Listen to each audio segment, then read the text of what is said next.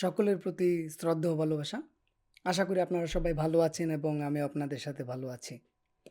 তো আজকের ক্লাসে আমরা একটি গুরুত্বপূর্ণ ব্যাকরণ নিয়ে কথা বলব।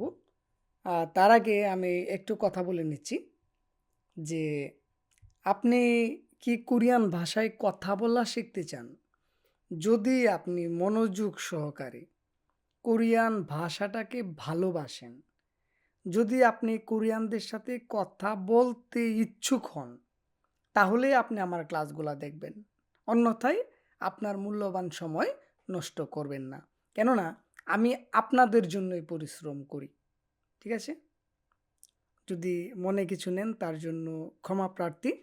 আমি আপনাদের জন্য কাজ করছি। আপনারা কোরিয়ান ভাষায় কিভাবে কোরিয়ানদের সাথে কথা বলবেন সেই বিষয়টা নিয়ে আপনাদের জন্য আমি কাজ করছি এবং আগামীতেও কাজ করব।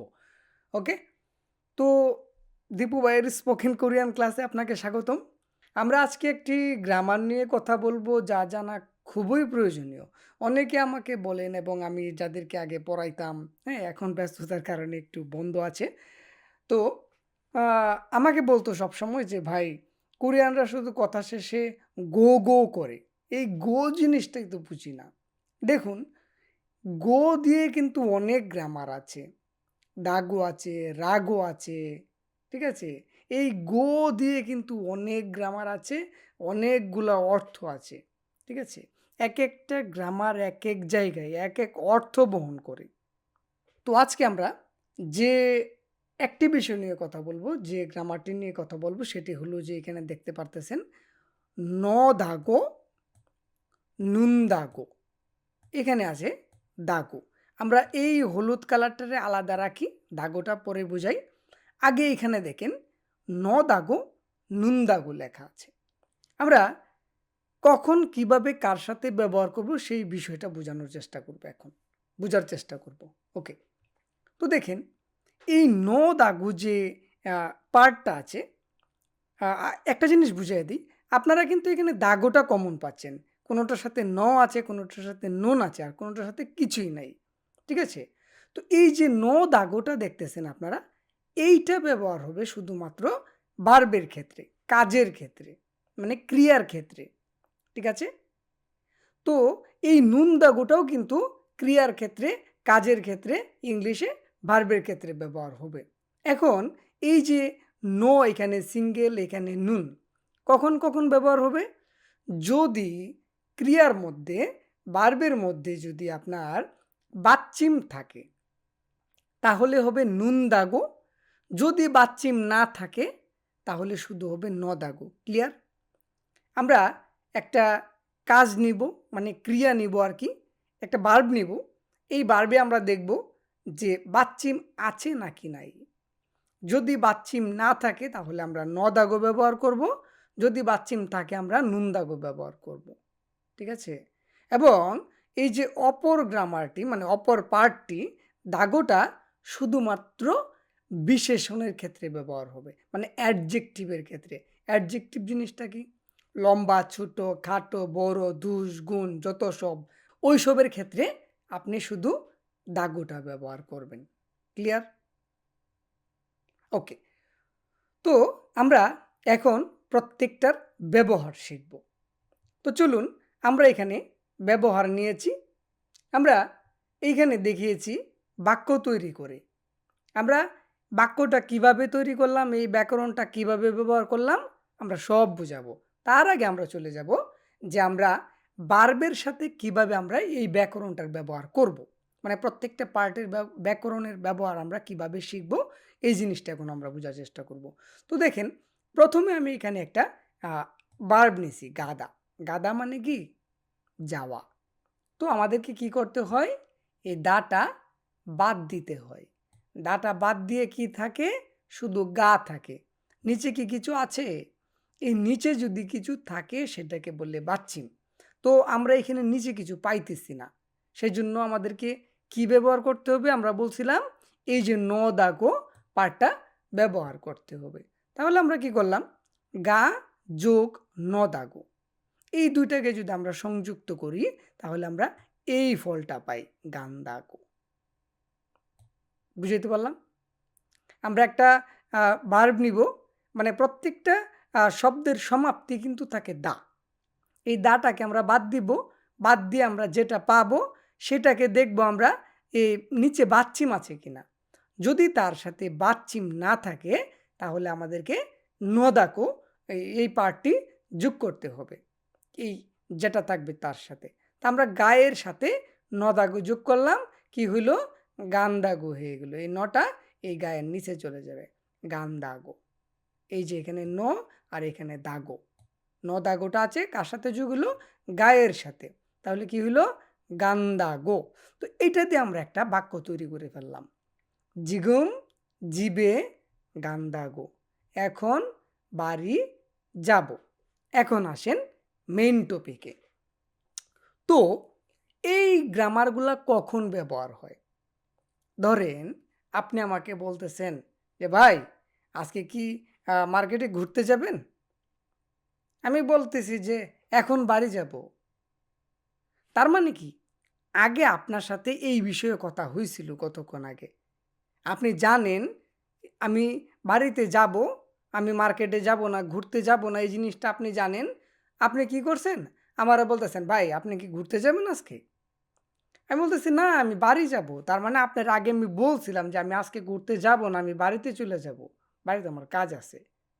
আপনি আমাকে প্রশ্নটা করার কারণে আমি কিন্তু আগের কথাটার আবার রিপিট করছি। এইটাই হলো এই গ্রামারের মূল মানে অর্থ। বুঝতে পারলাম? মানে একটা টপিক নিয়ে আপনার সাথে কথা হয়েছে, আমি বাজারে যাইতাম না, ঘুরতে যাইতাম না, আমি বাড়িতে যাইম কতক্ষণ আগে, 10 মিনিট আগে কিংবা আধা ঘন্টা 1 ঘন্টা আগে কথা হয়েছে আপনার সাথে এই বিষয়ে। আপনি কি করছেন? 1 ঘন্টা পরে ভুইলা গেছেন বা 10 মিনিট পরে ভুইলা গেছেন। কথার প্রসঙ্গে আপনি বলতেছেন ভাই আজকে কি ঘুরতে যাবেন আপনি? আমি বলতেছি যে বাড়িতে যাব। তার মানে আপনার সাথে আগে কথাটা হয়েছিল, এই কথাটা আবার রিপিট করে আপনারে মনে করায় দিলাম। এই গ্রামারটা ব্যবহার করে ন দাগো গান্দাগো। এই ন দাগোটা কেন হইল? বাচ্চিম যেহেতু নয় সেই জন্য ন দাগো হইল। একটু পরে নুন দাগো আসবে। তাহলে আমি বুঝাইতে পারলাম এই গ্রামারের অর্থটা কি হইল? ওকে। তো দেখেন পরে আমরা লিখলাম মগদা। মগদা মানে কি? খাওয়া। আমাদেরকে কি করতে হয়? দাগুলা বাদ দিতে হয়। কি পাইলাম? মগ পাইলাম। এই যে দেখেন এই ময়ের নিচে এই গটা আছে বাচ্চিম হিসেবে, মানে নিচে যেটা থাকে সেটা হলো বাচ্চিম। তো আমরা এই বাচ্চিমটা পাইলাম। এখন আমাদের কোন সূত্র আনতে হবে?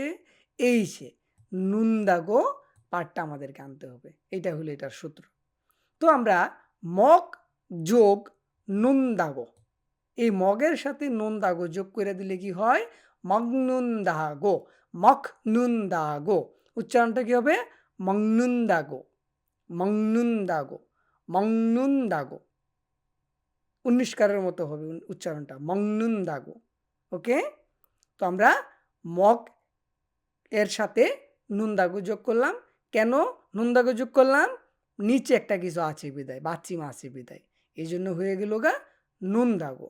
তাহলে যোগ করে পাইলাম আমরা মংনুন দাগো, খাবো। তো এখন এইখানে আমরা একটা বাক্য তৈরি করলাম। এইখানে আমরা কি লিখলাম? না বাপ মংনুন দাগো, আমি ভাত খাবো। মানে এই ভাত খাওয়া নিয়ে কিন্তু আপনার সাথে আগে একটু কথাবার্তা হয়েছিল। আপনি আমার বলতেছেন এ ভাই আপনারে কি আমি ইয়া দিব, এই খিমচি দিব বা এই বিরিয়ানি দিব বা পায়েস দিব বা অন্য কিছু দিব, বাচ্চারা আর কি। হ্যাঁ, আমি কি বলতেছি? আমি ভাত খাবো, না বামমংনুন দাগো। কোরিয়ানরা কিন্তু এভাবে বলে, না বামমংনুন দাগো।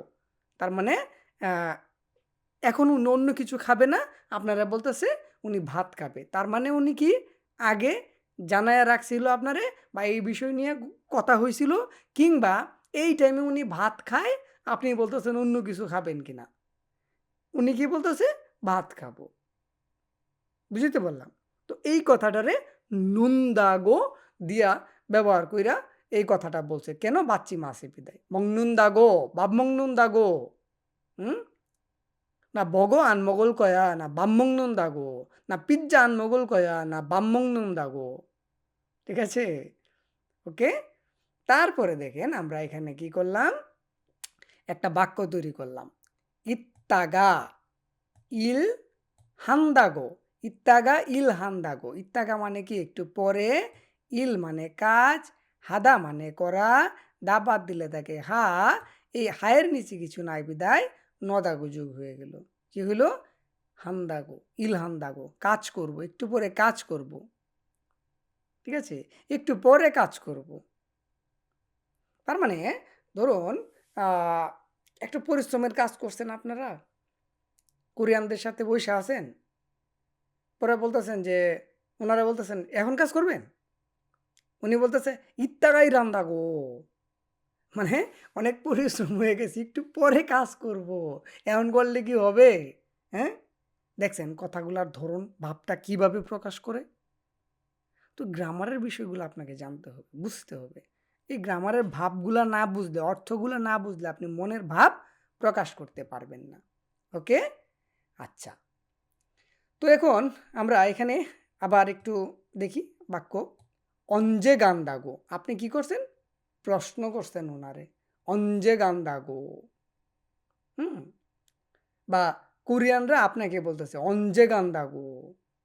ঠিক আছে, কিংবা ধরেন তৃতীয় ব্যক্তি কইছিল যাইব এক জায়গায় বাইরিয়া, এই বিষয়টা আপনার কাছে জানতে চাইতেছে কোরিয়ানে, যে তোর রুমমেট অঞ্জে গান্দাগো, কখন যাইব, মানে এটা কি অন্যজনের কথাটা, মানে অন্যজনের বিষয়টা জানতে চাইতেছে আপনার কাছে যে কখন যাইব। আবার যদি এটারে ভাবেন যে আপনাদের মধ্যে কথা হয়েছিল যে আপনার রুমমেট একটু পরে যাইব গা বাজারে, তো কোরিয়ান কি করছে কতক্ষণ পরে আবার জিজ্ঞেস করতেছে অঞ্জে গান্দা গো। বুঝাইতে পারলাম? ঘুরে ফিরে কিন্তু অর্থ ভাব কিন্তু একই, বিষয়টারে কিন্তু জানায় দেওয়া, মনে করা। ঠিক আছে, আচ্ছা, কখন যাবেন, কখন যাইব। ঠিক আছে, তারপর দেখেন জোম একটু জনে আগে বান্নুন্দাগো, গ্রহণ করেছি অথবা গ্রহণ করেছে।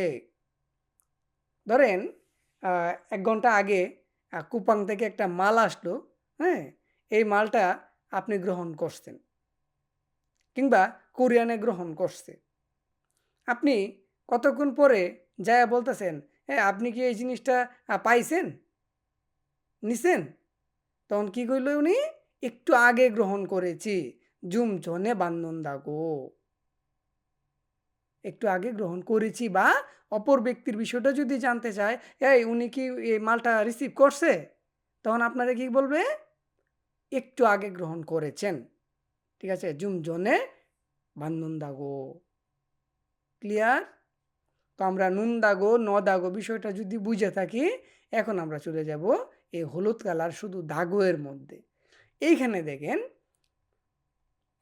শুধুমাত্র বিশেষণের ক্ষেত্রে, মানে অ্যাডজেক্টিভের ক্ষেত্রে ছোট বড় বাচ্চিন থাক বা না থাক, মানে যা কিছুই গোটা যাক না কেন, আপনাকে এই বিশেষণের সাথে মানে অ্যাডজেক্টিভের সাথে শুধু দাগোই ব্যবহার করতে হবে। ক্ষুধা, আমরা শব্দের অর্থ নিলাম, ক্ষুধা মানে কি? বড়। ক্ষুধা মানে বড়। আমাদেরকে কি করতে হবে? দা বাদ দিতে হবে। দা বাদ দিলে পাই কি? খু।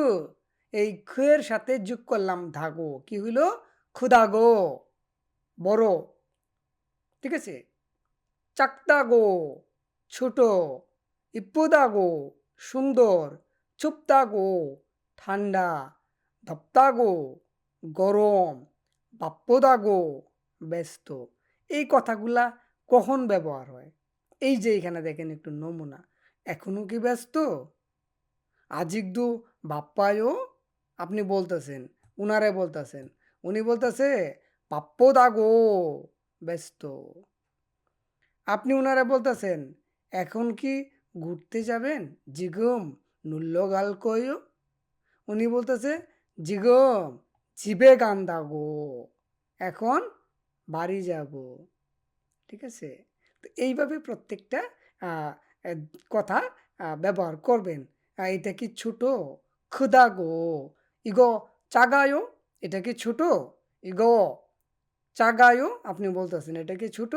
উনি বলতেছে ক্ষুদা গো, বড়। ঠিক আছে, আপনারা জানাইয়া দিল, আরে বেটা এটা তো বড়, এটা কি ছোট ভাবস কেন? ঠিক আছে, হুম? আপনি একটা টি-শার্ট কিনলেন বা কোরিয়ান একটা টি-শার্ট কিনছিল, আপনারা গতকালকে দেখাইছিল। আপনি ভুইলা গেছেন। আপনি ওনারা বলতেছেন, "আপনার টি-শার্টটা কিরকম?" উনি বলতেছে, "ইপ্পোদাগো।" মানে আপনারা জানেন যে এটা তো সুন্দরই। ঠিক আছে? তারপর ঠান্ডার বিষয়টা কিভাবে বলবেন? আপনি বলবেন যে, "বাহিরে কি একটু গরম আছে?" উনি বলতেছে কি মানে, "চুপ্তাগো।" মানে এই সময় তো কোরিয়াতে ঠান্ডা বাহিরে। তুই কেন গরমের চিন্তা ভাবনা করো? "চুপ্তাগো জাম্বাইপ্পো গা।" ঠিক আছে? এইভাবে কথা বলবেন। আর গরমের ক্ষেত্রে এটা আপনি উল্টাটা ব্যবহার করতে পারেন। "বাইরে কি আ আ ঠান্ডা আছে? জ্যাকেট পরে যাবো?" উনি বলতেছে, "덥다고 무슨 잠부 입고 가. 그냥 가." ঠিক আছে? তো এইভাবে আপনারা কথাগুলা বলবেন। "বাপ্পু দাগো তো বুঝাইলামই। এখনো কি ব্যস্ত? আজীবতো বাপ্পায়ও?" উনি বলতেছে, "বাপ্পু দাগো ব্যস্ত।" ঠিক আছে? তো আমাদেরকে কি করতে হবে? প্রত্যেকটা গ্রামারের পার্টগুলা কিভাবে ব্যবহার হয়, এর ভাবটা কি প্রকাশ করে, আমরা কোন প্রক্রিয়াতে ব্যবহার করে একটা বাক্য তৈরি করব, এই বিষয়গুলো আমাদেরকে জানতে হবে। আমরা যদি এই বিষয়গুলো না জানি, তাহলে আমরা কি করতে পারবো না? আমরা বাক্য তৈরি করতে পারবো না, আমরা কোরিয়ানদের সাথে কথাও বলতে পারবো না। তো আপনি যদি ভালোভাবে কোরিয়ান ভাষাটাকে রপ্ত করতে চান, আয়ত্ত করতে চান, দীপু ভাই আ নেক্সটে আ ডেট বলতে পারছি না। ধারণা করা যায় যে মে মাস থেকে আমরা শুরু করব। আমরা স্পোকেন আ কোরিয়ান ক্লাস শুরু করব। আমরা কোর্স একটি চালু করব। আমরা আগের মতো আবারও স্টাডি করব। আমরা কোরিয়ানদের সাথে সাবলীলভাবেই কথা বলার চেষ্টা করব এবং কথা বলব। দীপু ভাই যতটুক পারে আপনাদেরকে শিখাবে। যতটুক মানে দীপু ভাইয়ের ভিতরে আছে অর্জিত, এই জ্ঞানটুকুই আপনাদের সাথে শেয়ার করবে, আপনাদেরকে শেখানোর চেষ্টা করবে। তো আজ পর্যন্ত যারা আমার ক্লাসগুলা দেখতেছেন, যারা ভালো করতেছেন, আরো ভালো করার চেষ্টা করবেন। আপনাদের জন্য আমি আছি। তো আজকে এই পর্যন্তই। আগামী ক্লাসে আবারও দেখা হচ্ছে অন্য কোনো বিষয় নিয়ে। সে পর্যন্ত আমরা সবাই ভালো থাকি, সুস্থ থাকি। সবাইকে অসংখ্য ধন্যবাদ এতক্ষণ আমার সাথে থেকে ক্লাসটি করার জন্য।